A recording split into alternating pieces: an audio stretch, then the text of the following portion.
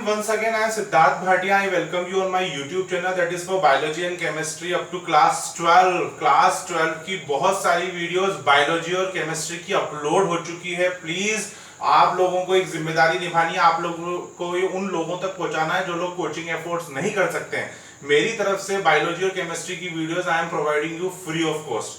ठीक है, पूरी कोशिश मेरी ये है कि मैं आपको अधिकतर वीडियोस प्रोवाइड करवा दूं. गलतियों की तो कोई भी गुंजाइश नहीं है उनके अंदर, बट आप लोगों को एक जिम्मेदारी निभानी है कि आप लोग अपने फ्रेंड्स तक ये वीडियोस पहुंचा दें तो उनको एग्जामिनेशन पॉइंट ऑफ व्यू के लिए हेल्प करेंगी. Today I am taking class 10th topic which is resistivity. Ohm's law का टॉपिक ऑलरेडी बन गया है. रेजिस्टिविटी का मैं अभी 2 मिनट के आपके सामने बना दूंगा. एक्सपेरिमेंट से हमें पता पड़ा है, मैं once again I am telling you, experiment से हमें पता पड़ा है कि जो रेजिस्टेंस है वो डायरेक्टली प्रोपोर्शनल होता है एल के. What is the meaning of directly proportional के सर? एल मतलब लेंथ, जितना ज्यादा लंबा वायर होगा उतना ही ज्यादा क्या होगा? Resistance. The more the length of the wire the more will be the resistance. जितना छोटा वायर उतना कम रेजिस्टेंस, जितना लंबा वायर उतना ज्यादा रेजिस्टेंस. यही तो मतलब हुआ रेजिस्टिविटी इज डायरेक्टली प्रोपोर्शनल. मैंने आपको ओम्स लॉ में डायरेक्टली प्रोपोर्शनल का मतलब बता दिया था कि सर अगर लेंथ ज्यादा होती है डायरेक्टली प्रोपोर्शनल में तो आर की वैल्यू भी ज्यादा होगी, लेंथ की वैल्यू कम होती है तो आर की वैल्यू भी कम होगी. ओके, चलो आगे देखते हैं. अभी जो आर है ना ये इनवर्सली प्रोपोर्शनल. मैं फिर बोल रहा हूं आपसे, साइन तो यही रहेगा, साइन तो यही रहेगा, बट इनवर्सली प्रोपोर्शनल में हम क्या करते हैं? अपॉन में लिखते हैं. तो रेजिस्टेंस है इनवर्सली प्रोपोर्शनल होता है 1/a. What is the meaning of A? के सर ए का मतलब होता है area of cross section. A का मतलब होता है area of cross section, area of cross section. तो सर इसका क्या मतलब हुआ एरिया ऑफ क्रॉस सेक्शन का? वो भी मैंने आपके सामने लिख रखा है कि अगर मोटा वायर होगा, ये 1/, में रिलेशन देखिए आप. What is the relation? के सर ये इनवर्सली प्रोपोर्शनल है. कौन सा प्रोपोर्शनल है? ये इनवर्सली प्रोपोर्शनल है. कि सर अगर वायर मोटा हुआ, अगर वायर मोटा हुआ थिक होगा तो रेजिस्टेंस क्या होगा? कम. उल्टा रिलेशन. इनवर्सली प्रोपोर्शनल में स्पेलिंग भी लिख देता हूं आपके सामने, इनवर्सली प्रोपोर्शनल. आपके सामने सारी स्पेलिंग लिख दी है मैंने. Inversely proportional. इनवर्सली प्रोपोर्शनल का मतलब होता है उल्टा relation. What is the meaning of inversely proportional? उल्टा रिलेशन. कि सर अगर एरिया ऑफ क्रॉस सेक्शन, अगर ये मोटा वायर है तो रेजिस्टेंस होगा कम, अगर ये पतला वायर है तो रेजिस्टेंस होगा ज्यादा.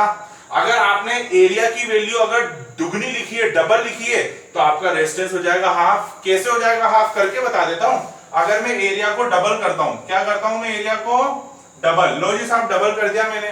कि सर आप डबल कर रहे हो तो आपका रेजिस्टेंस कैसा हो जाएगा? हाफ. करके बताओ सिद्धार्थ सर. ये लो भाई, ये मैंने इसकी जगह एरिया की जगह 2 लिख दिया. अब आप खुद बताओ मुझे ये बात.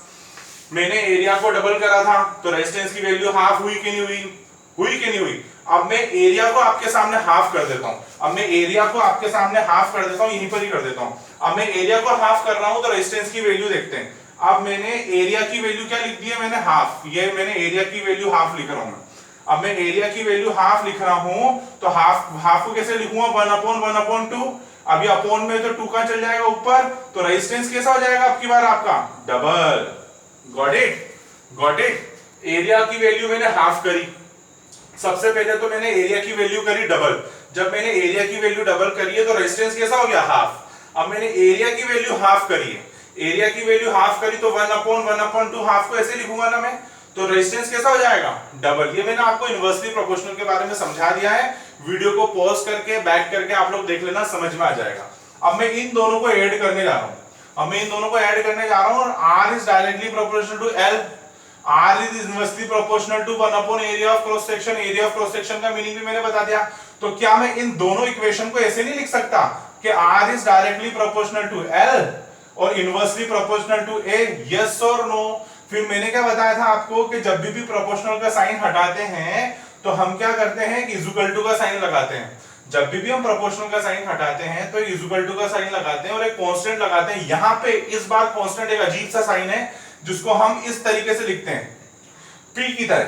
लगभग P की तरह लिखते हैं. तो P को थोड़ा सा मॉडिफाइड करके लिखना है आपको. इस तरीके से P लिखना है जिसको हम बोलते हैं रो. क्या बोलते हैं हम? रो बोलते हैं या स्पेसिफिक रेजिस्टिविटी बोलते हैं. इस साइन को हम या तो रो बोलेंगे, स्पेसिफिक रेजिस्टिविटी भी बोलेंगे.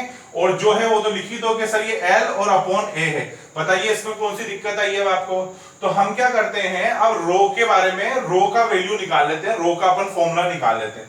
जब आप रो का फॉर्मूला निकालोगे तो रो के साथ एल तो इधर आ जाएगा, इस रो के साथ एल तो कहां आ जाएगा, इधर की साइड आ जाएगा, और इन दोनों को हमने क्रॉस मल्टीप्लाई कर दिया है। जब हम इनको क्रॉस मल्टीप्लाई करेंगे तो आर ए मेरे को मिलेगा, यस और नो। फिर मुझे रो की वैल्यू निकालनी है, रो का फॉर्मूला लगाना है, तो मेरे पास आर ए अपॉन ये एल तो नीचे आ जाएगा, एल हुआ कि नहीं हुआ, यस और नो बताइए आप मुझे। अब मैं क्या करने वाला हूं वो देखो, अब मैं क्या करने वाला हूं। अगर मैं ए की वैल्यू 1 मीटर स्क्वायर रखता हूं, एरिया की वैल्यू क्या रख रहा हूं मैं 1 मीटर स्क्वायर, और एल की वैल्यू में रख रहा हूं 1 मीटर, तो ये भी 1 ये भी 1, दोनों 1 1 हो गए, तो रो किसके बराबर हो जाएगा, रो बराबर हो जाएगा रेजिस्टेंस के। यस और नो आप मुझे बताइए, इसकी वैल्यू भी 1 रखी मैंने, इसकी वैल्यू भी 1 रखी, तो ये जो रो है किसके इक्वल हो जाएगा, आर के इक्वल होगा कि नहीं होगा, यस और नो। अब मैं आपको यूनिट निकालना बताता हूं, रो की मैं आपको यूनिट भी निकाल के बताता हूं। अब मैं आपको रो की यूनिट भी निकाल के बताता हूं, देखना आप।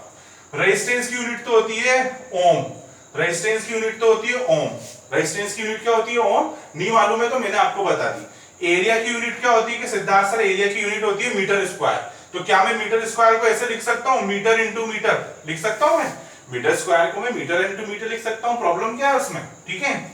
लेंथ की यूनिट क्या होती है मीटर, तो 1 मीटर से 1 मीटर गया है, तो मुझे रो की वैल्यू क्या मिली, मुझे रो की यूनिट क्या मिली, मुझे ओम इंटू मीटर। और ओम का साइन मैं ऐसे भी बना सकता हूं, ओम का साइन मैं ऐसे भी